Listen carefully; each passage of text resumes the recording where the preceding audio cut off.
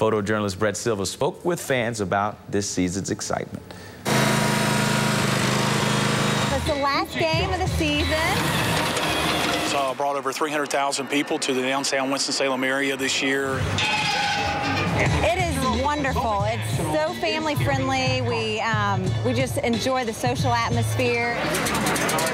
I've been to probably maybe 17 or 18 games now.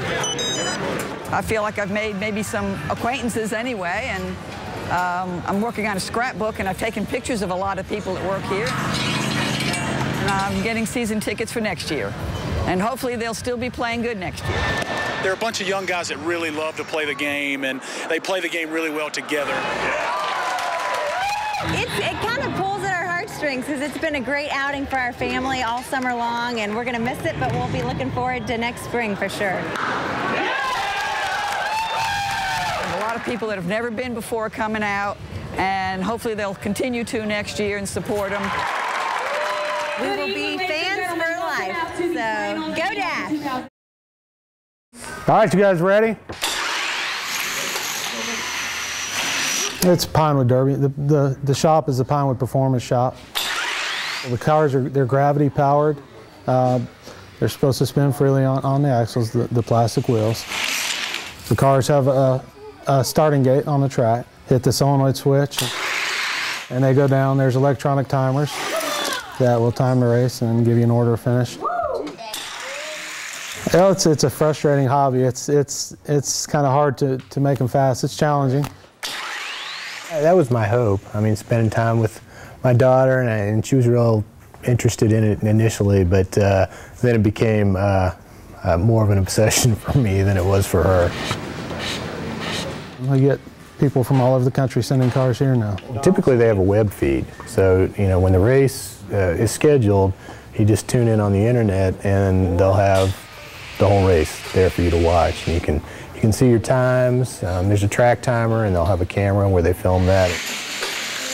And we have a lot of fun, a lot of smack talking, a lot of good friends. I'm kind of at the top of the pile right now, but they catch me, and I'll catch them back. Whether I win or lose, not that big a deal. I mean, I'm like everybody else. I like to win, but I don't mind just watching, having a good time.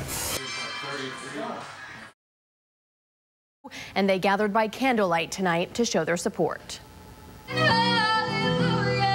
We firmly believe that he could never do anything like that, and he didn't, and so we're here to support him like he's always supported us. A candlelight vigil for a man many have known and trusted for years. He supported me when I was in need, so I want to support him today. Support by standing behind Bishop McGuinness chaplain Joseph Kelleher. He became like a best friend to all of us, and it could be having a bad day, or it could be the death of a family member, and he would always be there for you, no questions asked. Kelleher faces one felony count of indecent liberties with a child. Investigators say the alleged incident happened in 1977 at an Albemarle Catholic church and involved a 14-year-old boy. 30 years or yesterday, I couldn't believe it. It's devastating, I mean, it really sort of cuts to the core. They say the man they know would never commit such a crime. Father Kelleher just presided over my wedding just actually 2 weeks ago. Whenever my wife and I have a kid, I leave my kid with him. He always thanks us for coming to Mass. And despite the accusation, they're sticking by his side. I spoke with him, and he only says one thing back. He says, just pray for me. WFMY News 2 photojournalist Brett Silva was with deputies soon after they got Mutlock out of the house. During the day, officers say they tried everything, from talking to cutting off electricity to the house. The broken glass shows the last resort of lobbing tear gas inside. As the video shows, Mutlock seemed combative to the end, at one point going for an officer's weapon. John, I'm just showing him. No, you ain't showing nobody. I could have got his weapon. No, you couldn't. And then, once he was inside a cruiser, trying to kick his way out. Sheriff spokesman Dean Venable says officers finally shackled him for his own safety And Venable says, unfortunately, this may not be the last time that they are forced into this type situation. No, except this is not an uncommon occurrence, and maybe the specifics of it might be, but we have people quite often who, having luck, losing their jobs or some other problem that they may have, causing the resort back to planning to harm themselves or other people, and it's just not the way to go about it.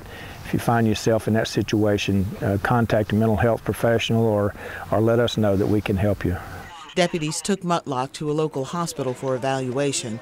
Charges are pending.